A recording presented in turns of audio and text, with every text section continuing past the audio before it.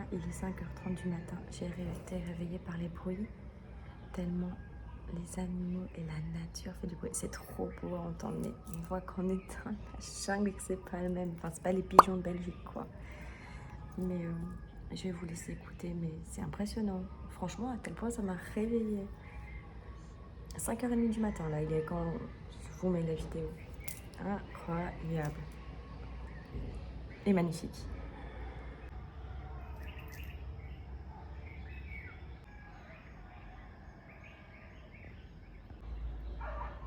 Coucou toi. Wesh les bananiers. Oh, elles doivent être trop bonnes. Le truc le plus dangereux du monde. Les cocotiers. Ça tombe sur ta tête, hein. Oh, mon Dieu. Je sais qu'il y a des gens qui meurent de ça. Hein. Une noix de coco qui leur tombe sur la tête et c'est fini. Bon les gars, j'ai été faire mes premières courses. J'étais pas à l'aise parce que genre je connais pas et je sais que tout le monde est gentil ici. Mais je sais pas, j'avais peur. J'avais peur, du coup je vous ai pas filmé, je vous filmerai peut-être demain. En plus le magasin était fermé, j'ai dû aller dans une station essence. Et là je voulais vous montrer mes achats dès que j'arrive. Il fait super chaud, dès que j'arrive je vous montre. Tout de suite. Voilà, donc j'ai juste acheté ce jus d'ananas. C'est du vrai jus de Tahiti ou de Mouria. C'est de l'un ou de l'autre. Et voilà. Et il a l'air incroyable, je le déguste après. Et ça, normalement je devais prendre des feri-feri, des petits beignets polynésiens, souvent au lait de coco. Mais il n'y avait pas parce que le magasin était fermé, donc j'ai été dans la station essence comme je vous ai dit. Du coup j'ai pris ça. Et on va voir ce que ça donne, je vais goûter. Alors, c'est parti pour la dégustation de petit déjeuner tahitien. Le jus d'ananas. Je vais le boire à la bouteille, je vous le dis. Je le bois comme ça.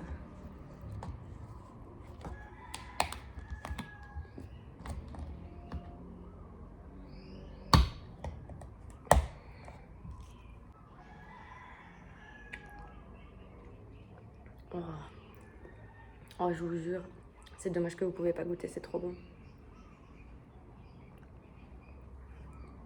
Oh là là. Et je vais goûter ce fameux petit biscuit. Ça ressemble à ça.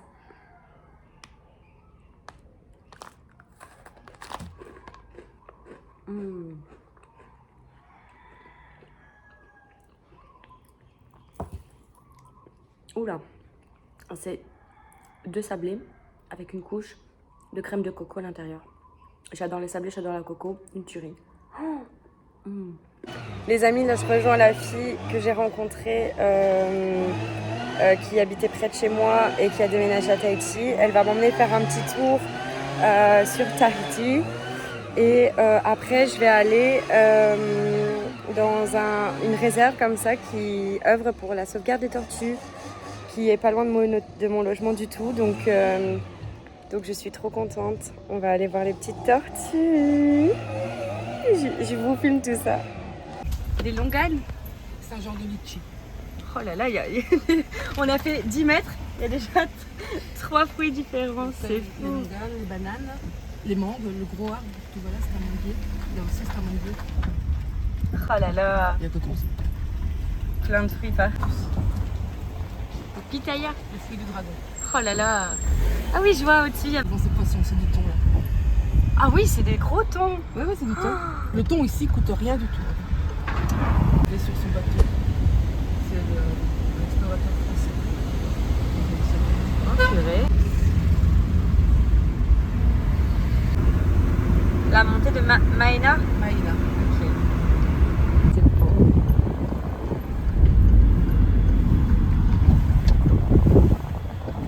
Ah, c'est magnifique. Il n'y a pas beaucoup d'églises roses en Belgique. Ah, qu'est-ce que c'est beau.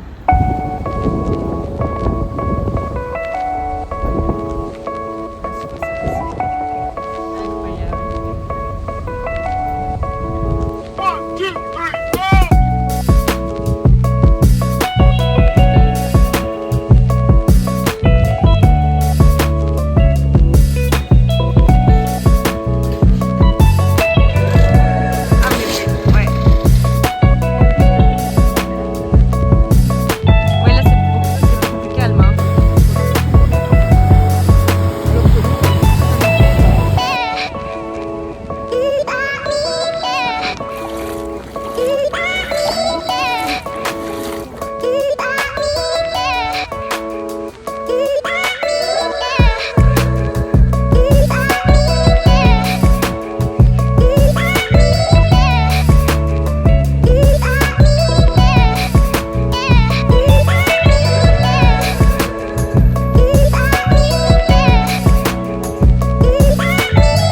T'as dit que ça s'appelait comment? Mapé, M-A-P. C'est quoi, c'est sucré? Ou c'est salé? La châtaigne. Ah oui, C'est ok. La châtaigne tahitienne. Farineux comme une châtaigne en fait. Bon, allez, goûtons le mappé.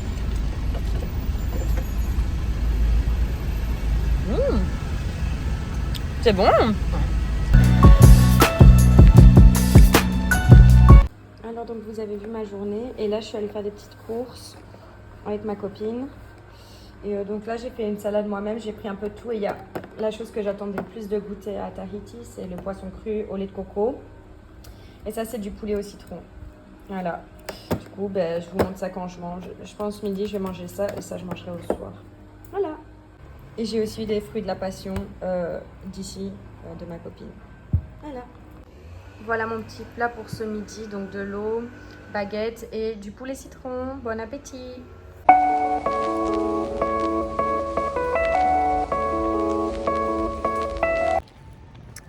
Yaorana, alors là je vous emmène avec moi, on va aller voir les tortues, on va aller dans une réserve qui lutte pour la préservation des tortues, pour les soigner, les réintégrer dans leur milieu naturel si possible. Du coup on va aller voir ça. On va aller voir le sauvetage de tortues. Trop cool. Regardez ce que j'ai trouvé par terre. Elle est trop belle.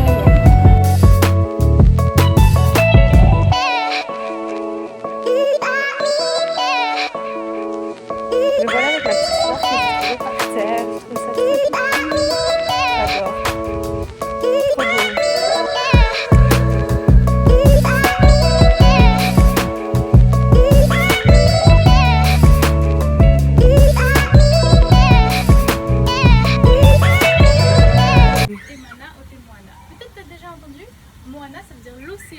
Ok. Et le mana, c'est la force ou le pouvoir. Ok. Temana o Temoana, c'est le pouvoir de l'océan ou la force de l'océan. 3 domaines d'action principaux, les tortues marines, l'éducation et l'environnement. Au total, il y a 7 différentes espèces de tortues marines dans le monde. Et en Polynésie, 5 de ces 7, donc c'est quand même la majorité. On peut voir la tortue verte, la tortue imbriquée, la tortue lutte, la kawan et l'olivâtre. Celles qu'on ne voit jamais, qui ne viennent pas en Polynésie, c'est la tortue de Kemp et la tortue Adopla. La tortue de Kemp, elle se situe plutôt vers les côtes mexicaines, donc elle ne vient pas jusqu'en Polynésie. Et la tortue Adopla, elle, vers les côtes australiennes. A des explications au niveau des différentes menaces qui pèsent sur les tortues marines. Il y en a beaucoup, et la grande majorité de ces menaces, malheureusement, elles sont liées à l'activité humaine. Alors, commençons par les plus petites.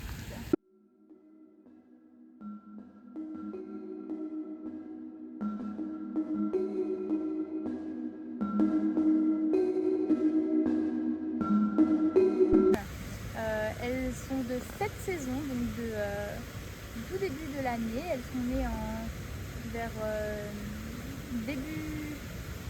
début janvier pour une, je crois, et un peu avant pour les deux autres. Donc elles sont nées sur l'atoll de Tetiaroa, là où on fait nos programmes de recherche scientifique sur les pontes de tortues vertes. Donc ces bébés, ce sont des petites tortues vertes. Tu remarqueras, bon après c'est un peu différent par rapport aux images qu'on a vues, mais elles ont le bec arrondi et pas le bec crochu. Donc pourquoi elles sont au centre déjà, celle qui essaye de s'échapper à droite. Elle a une écaille surnuméraire, donc une écaille en plus sur le dessus de la carapace. C'est pas vraiment un problème, hein. Ça peut être voilà, une déformation ou juste une petite chose de différent par rapport aux autres tortues. Mais surtout, si tu remarques bien, elle a la carapace un peu concave. Donc lorsqu'elle est sortie du nid, elle avait du mal à se déplacer à cause de ça. Et elle avait une de ses nageoires aussi qui était beaucoup plus faible que l'autre. Ensuite, ici, celle qui est à gauche. En haut? Oui, en haut à gauche. Elle, c'est la plus grosse des trois, hein, tu peux le voir. Elle est sœur avec celle de droite. Elles ont été recueillies à partir du même nid. Par contre, ça veut donc dire qu'elles ont la même maman, mais ça se trouve elles n'ont pas le même papa. Parce que chez les tortues, la reproduction c'est assez particulier. mais c'est une stratégie qui a été mise en place par la nature, c'est super bien fait, étant donné que les tortues, voilà, il y a énormément de prédation, énormément de menaces, un très faible taux de survie. Les femelles peuvent se reproduire avec plusieurs mâles. Elles ont un organe qui se nomme la spermathèque où toutes les cellules reproductrices mâles vont être stockées et à travers tout ça, les œufs pourront être issus de plusieurs mâles. Ah, c'est cool ça. Donc elles sont sœurs, mais peut-être pas 100% sœurs. Tu vois ce que je veux dire? Ouais. Alors ensuite, celle qui est juste ici, à gauche en bas, elle est arrivée un peu plus tard et donc elle est un tout petit peu plus jeune. Et elle était arrivée avec un problème au niveau de son déplacement sur Terre. Elle avait beaucoup de mal à avancer. Et puis quand on la mettait dans l'eau aussi, elle avait du mal à nager. Donc ces deux nageoires, probablement en raison de... Ça peut être pour différentes raisons, peut-être qu'elle a été bloquée dans le nid, écrasée par les autres petites, ou bien un mauvais positionnement dans l'œuf aussi peut-être. Mais voilà, en tout cas les trois sont en bonne voie et ça fait seulement 3 jours qu'elles sont ici dans la nurserie. Elles étaient en salle de soins il y a 3 jours et là elles sont avec les grandes. Trop chou. Donc ces petites tortues, on va attendre qu'elles atteignent une taille réglementaire par rapport à la direction de l'environnement pour pouvoir les relâcher. Donc c'est autour de 8 mois à 1 an en fonction de leur taux de croissance. Et à partir de ce moment-là, on pourra les relâcher dans l'océan. Cette tortue donc a atteint une taille adulte. Elle atteint sa taille adulte pour cette espèce. Pour les tortues imbriquées, c'est environ 80 cm de longueur de carapace. Donc c'est aux alentours de ça. Et donc c'est une adulte. Donc est-ce qu'il s'agit d'un mâle ou d'une femelle? Il n'y a pas de longue queue, donc une femelle. Oui, très bien. C'est une femelle. Donc cette tortue s'appelle Matapo. Et Matapo en ça veut dire aveugle. Mata c'est les yeux et Po c'est la nuit ou ça veut dire aussi sombre. Matapo, aveugle. Cette tortue est aveugle. Si tu fais attention à ses yeux, c'est tout noir. Elle est aveugle parce qu'elle a été fléchée à la tête par un braconnier qui justement s'est trompé d'espèce et ça a touché ses nerfs optiques, donc depuis elle ne voit plus rien. Matapo c'est la plus ancienne pensionnaire du centre aujourd'hui, ça fait 9 ans qu'elle est ici. Et malheureusement c'est un exemple aussi d'une pensionnaire qu'on ne pourra jamais relâcher dans la nature parce qu'une tortue aveugle, ça a très peu de chance de survivre en milieu naturel. Elle se fera prédater facilement, elle ne saura pas non plus trouver sa nourriture toute seule. Ici on est obligé de la nourrir à la main. D'ailleurs depuis le temps elle a développé un réflexe étant donné qu'elle ne voit plus. On pense aussi que son sens de l'odorat a été impacté par ce fléchage. Lorsqu'on lui touche le haut du cou, entre la carapace et le cou, elle sait que c'est l'heure de manger, elle va ouvrir la bouche et elle va essayer de croquer partout où elle peut pour attraper la nourriture. Donc il ne faut surtout pas y laisser son doigt parce qu'un bec d'un briquet, c'est très coupant. Donc ça c'est Matapo, la tortue aveugle. À part le fait qu'elle soit aveugle, elle va très bien.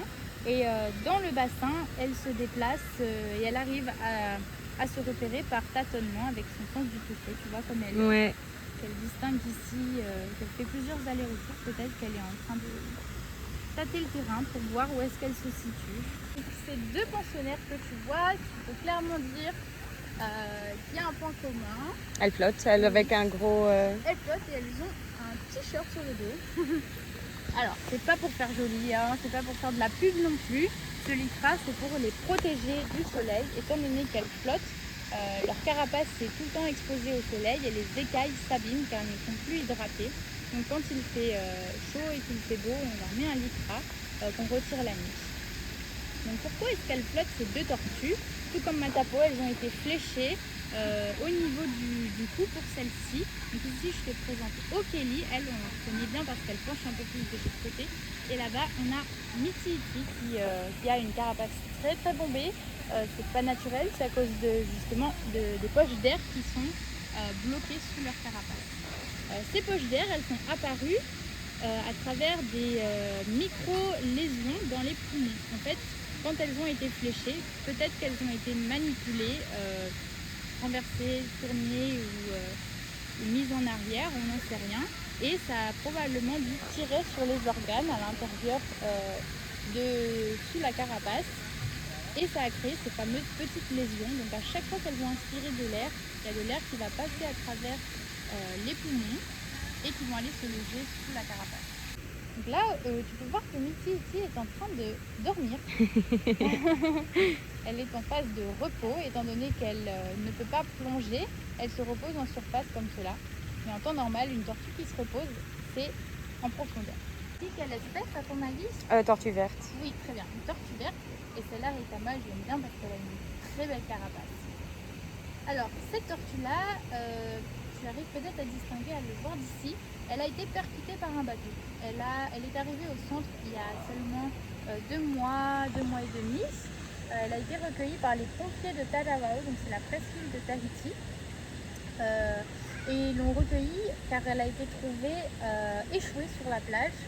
Justement, probablement qu'elle flottait à cause de ses plaies dues à une collision par bateau. Donc elle est arrivée avec une fracture du crâne, tu peux voir un impact sur sa tête, et une fracture de la dossière en haut à droite de la carapace. Le dessus de la carapace s'appelle la dossière. Okay.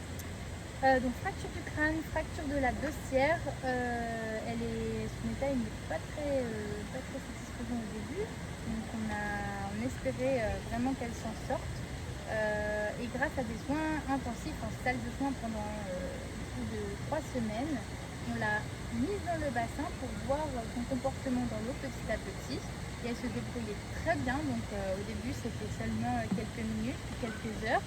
Et maintenant, elle reste dans le bassin à longueur de journée. Par contre, ses plaies ne sont pas encore totalement refermées. Donc, si jamais tu reviens et que tu vois une grosse bassine bleue qui flotte dans le bassin, il y aura Ritama dedans. Et on la sort, on la met en surface pour pouvoir lui administrer encore du désinfectant et de la crème cicatrisante sur ses plaies. Juste quelques dizaines de minutes par jour, et c'est même pas tous les jours, il me semble, mais à part ça, elle reste dans le bassin et elle se porte très très bien. Donc on attend encore un peu que ses plaies se referment et elle sera relâchée d'ici le mois de février. Bon, là je viens de terminer avec les tortues et j'avais trop chaud, j'ai oublié ma bouteille d'eau à ma maison, du coup j'ai pris un petit Perrier et après je vais me prendre un petit cocktail. Petit bar très sympa, c'est l'hôtel où se passe la sauvegarde des tortues justement. Donc voilà. Et donc voilà le petit cocktail, le Manao, je sais plus ce qu'il y a dedans, du jus d'ananas, du jus de citron, du sirop d'ananas, de la mousse de mangue, et voilà, je pense que c'est ça. Ça a l'air super bon, je vais vous goûter en même temps que vous, je vous dis quoi. Dégustation du petit cocktail.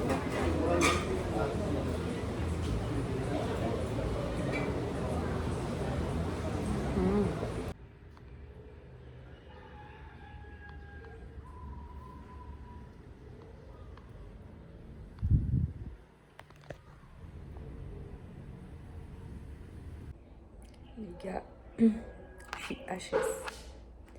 Je suis KO. La chaleur. J'ai fait 2 activités aujourd'hui. Je me suis levée à 5h30. J'ai eu 21 heures d'avion. J'ai le décalage horaire. Là, il est 18h. Je suis KO. En plus, j'ai attrapé un petit coup de soleil. Bon, je m'y attendais en soi. Oh, j'ai me cogné la tête. Maladroite à mort. Ah oui, là. Ah oui, ok, d'accord. Ah oui. Ah, je savais pas que c'était à ce point-là. Ok. C'est là maintenant que je le vois. Ok. Pas le choix de façon. Bon, et là je vais manger. Et je pense que je vais aller dormir. Je devais appeler mes proches à 22h heure locale, mais je tiendrai jamais jusqu'à 22h, c'est impossible. Enfin bon, je vais vous montrer ce que je mange et après je pense que je vous dis à demain. Je suis trop fatiguée. Ah oui, et demain je pars à Moorea, une île juste en face de Tahiti, et j'ai trop hâte de la faire, cette île. Là c'est vraiment parce que Tahiti c'est une île très très peuplée. C'est pas l'île où tu vas trouver des lagons transparents avec des plages de sable blanc, des incroyables raies, requins et tout. C'est plus à Moorea que tu vas trouver ça. Ou du moins, peut-être que je me trompe, mais je veux dire, du côté de Papeete ou de Farah, tu trouveras pas... Oh là là, j'arrête pas de vous tutoyer. Ça y est, je deviens une vraie Polynésienne. Parce qu'en Polynésie, on ne vous voit jamais, on tutoie. Ils sont très cool, genre on s'appelle copine, ma belle. C'est comme ça Tahiti. Bref, donc tout ça pour dire, demain je m'en vais à Moorea. Et là c'est sable blanc, lagon, des animaux de mer incroyables dans une eau translucide. Ah, j'ai trop hâte. Du coup, demain je dois prendre le bateau.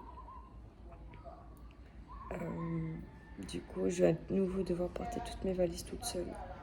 Ça, c'est l'inconvénient quand tu pars seule. Et en plus, allez, quand je pars quelque part, ça va, je parle aux gens, je suis quelqu'un de très sociable, mais une fois que je suis rentrée, ou si je bois un café ou une boisson à table ou quoi, bah je suis seule. Et ça, c'est vrai que ça fait du bien, mais ça fait bizarre.